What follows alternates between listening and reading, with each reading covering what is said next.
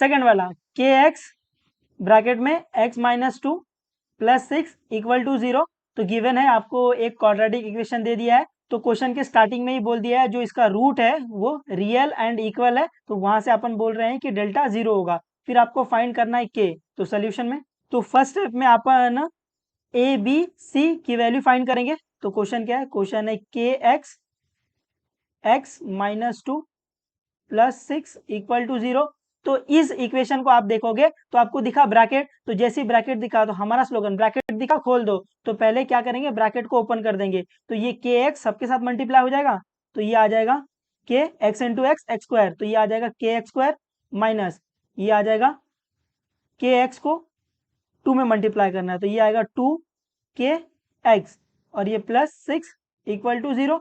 तो अभी ये आपको दिख रहा है कि क्वाड्रेटिक इक्वेशन है, तो अभी ये क्वाड्रेटिक इक्वेशन है और यहाँ से मेरे को ए बी सी की वैल्यू फाइंड करनी है। तो अपन ए बी सी की वैल्यू फाइंड करने के लिए क्या करते हैं, bring everything in LHS RHS में 0, ये उसी फॉर्मेट में सब कुछ एलएचएस में आरएचएस में 0 है, तो अपन डायरेक्टली कंपेयर कर लेंगे। कंपेयर विथ किससे कंपेयर करना है, यहाँ पे आपको दिख रहा है कि वेरिएबल x है, तो अपन कंपेयर करेंगे a x square plus b x plus c equal to 0 से। कंपेयर करो और मेरे को ए बी एंड सी की वैल्यू बताओ। तो आप यहाँ देखोगे ए क्या है, ए एक्स स्क्वायर का कोएफिशिएंट है, तो इस इक्वेशन में एक्स स्क्वायर का कोएफिशिएंट क्या है, के है, तो ए की वैल्यू के आ जाएगी। उम्मीद है आपको ये समझा है। बी क्या है, बी एक्स का कोएफिशिएंट है, तो इस इक्वेशन में एक्स का कोएफिशिएंट क्या है, तो आप देखोगे एक्स का कोएफिशिएंट ये पूरा है ना माइनस टू के, तो बी क्या आ जाएगा माइनस टू के आ जाएगा। उम्मीद है आपको ये समझा है ना।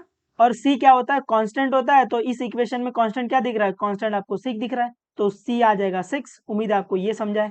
तो अभी अपन सेकंड स्टेप में क्या करेंगे, अपन सेकंड स्टेप में कंडीशन का यूज करेंगे और के फाइंड कर लेंगे। तो कंडीशन क्या दी थी आपको, गिवन था, गिवन आपको बोला था जो रूट है, root are real and equal, जो आपका रूट है वो रियल एंड इक्वल है, तो मैं यहां से बोल सकता हूं देयरफॉर डेल्टा इक्वल टू 0, है ना। जब रूट रियल एंड इक्वल होता है तो डेल्टा 0 होता है। तो अभी डेल्टा का फॉर्मूला यूज कर लो, डेल्टा का फॉर्मूला क्या है, b square minus four a c, b square minus four a c, तो यहाँ पर अपन डाल देंगे b square minus four a c equal to 0। अभी सबकी वैल्यू डाल दो, आपको के की वैल्यू मिल जाएगी, सबकी वैल्यू डाल दो। तो बी स्क्वायर, तो बी की वैल्यू क्या है, बी की वैल्यू है माइनस टू के द होल स्क्वायर आ जाएगा, माइनस फोर इंटू ए क्या है के है, सी क्या है 6 है, इक्वल टू 0। अभी थोड़ा इसको सॉल्व कर सकते हैं बिल्कुल। तो यहाँ पे माइनस टू के द होल स्क्वायर, इसका मतलब 2 का स्क्वायर के का स्क्वायर, और अपने को पता है कि नेगेटिव नंबर का जब मैं स्क्वायर करता हूँ तो वो पॉजिटिव आ जाता है, तो 2 का स्क्वायर 4 आएगा, के का स्क्वायर के स्क्वायर आ जाएगा। अभी ये माइनस 4 6 24, 24 इंटू के 24 के, तो ये आ जाएगा 24 के इक्वल टू 0। तो अभी इसको सॉल्व करने के लिए दो तरीका है, एक तो आप क्या करो, एक आपको के को वहां भेजो फिर के कैंसिल कर दो, ऐसा है। मैं आपको दोनों तरीका बता देता हूँ, आपको जो पसंद है वो करना, दोनों राइट है। तो यहाँ पर आपको दिख रहा है 4 k² minus 24 k equal to 0 है, तो ये वही एक क्वाड्रेटिक इक्वेशन जैसा दिख रहा है। और ये देखो टू टर्म वेरिएबल और वेरिएबल दोनों में वेरिएबल है, आप ऐसे बोल सकते हो। तो उसका स्टेप क्या था, take common equal to 0 get answer, तो यहाँ से अपन कॉमन ले लेंगे, क्या कॉमन आ रहा है, तो यहाँ से आप देखोगे कॉमन क्या आएगा, 4 k कॉमन आ जाएगा, अंदर क्या बचेगा, अंदर बचेगा k माइनस 6 इक्वल टू 0। अभी इक्वल टू 0, इक्वल टू 0 में 4 k इक्वल टू 0 आ जाएगा और k माइनस 6 इक्वल टू 0 आ जाएगा। तो यहाँ से अगर मेरे को k फाइंड करना है, यहाँ पे 4 क्या हो रहा है मल्टीप्लाई, वहां जाकर डिवाइड, तो ये आ जाएगा k इज इक्वल टू 0/4, 0/4 क्या आता है 0, तो k क्या आ जाएगा, k आ जाएगा 0। इसको भी सॉल्व कर सकते हैं, k माइनस 6 इक्वल टू 0, यहाँ से मेरे को k फाइंड करना है, यहाँ पे 6 क्या हो रहा है माइनस, वहां जाकर प्लस, तो ये आ जाएगा k इज इक्वल टू 6। तो आपको k की वैल्यू 0 मिल गई है और k की वैल्यू 6 मिल गई है, ठीक है। उम्मीद है आपको इतना समझा है। बट अगर यहाँ पर आप k की वैल्यू इक्वेशन में डाल दोगे ना, तो क्या हो रहा है, इक्वेशन 0 हो जा रहा है, 0 इक्वल टू 0 आ जा रहा है, तो वो अपने को नहीं चलेगा, लिखना पड़ेगा but if k equal to 0, अगर k इक्वल टू 0 है, इफ k इक्वल टू 0,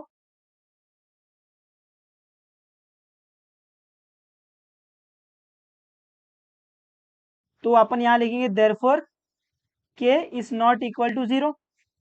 तो देयरफॉर क्या आएगा, देयरफॉर के इज इक्वल टू 6। उम्मीद आपको ये समझा है, ठीक है। दूसरे तरीके से आप इसको ऐसे सॉल्व कर सकते थे, यहाँ तक आप आ गए थे, यहाँ से मैं कंटिन्यू कर रहा हूँ, आप इसको ऐसे सॉल्व कर सकते थे, 4k² minus 24k equal to 0। इसको उस साइड भेज दो, तो ये क्या आएगा, 4k² is equal to 24k। ये k और ये k कैंसिल, तो ये क्या आ जाएगा, ये आ जाएगा 4k इज इक्वल टू 24। यहाँ से मेरे को k फाइंड करना है, यहाँ पे 4 क्या हो रहा है, मल्टीप्लाई, वहां जाकर डिवाइड, तो ये आ जाएगा k इज इक्वल टू 24/4 आ जाएगा। इसको कैंसिल कर सकते हैं, 4 1 4, 4 6 जा, तो k की वैल्यू क्या आ गई, k की वैल्यू 6 आ गई ऐसे। बट यहाँ पे एक दिक्कत है, क्या, जब आपने ये k कैंसिल किया ना, तो यहाँ पर आपने अज्यूम कर लिया कि k is not equal to 0, क्योंकि अगर k इक्वल टू 0 हो गया तो आप इसको कैंसिल ही नहीं कर पाओगे। उम्मीद आपको ये कॉन्सेप्ट पता रहेगा, अगर नहीं पता है तो आप इसी मेथड से करना। जब आपने ये k कैंसिल किया ना, आपने ये अज्यूम कर लिया कि k 0 नहीं होगा, क्योंकि आपने ये कैंसिल कैसे किया, ये k को नीचे भेजा है, तो डिनोमिनेटर में अगर k जाएगा तो k 0 नहीं होगा, क्योंकि अपने को पता है कि एनी नंबर अपॉन 0 क्या होता है, इन्फिनिटी हो जाता है।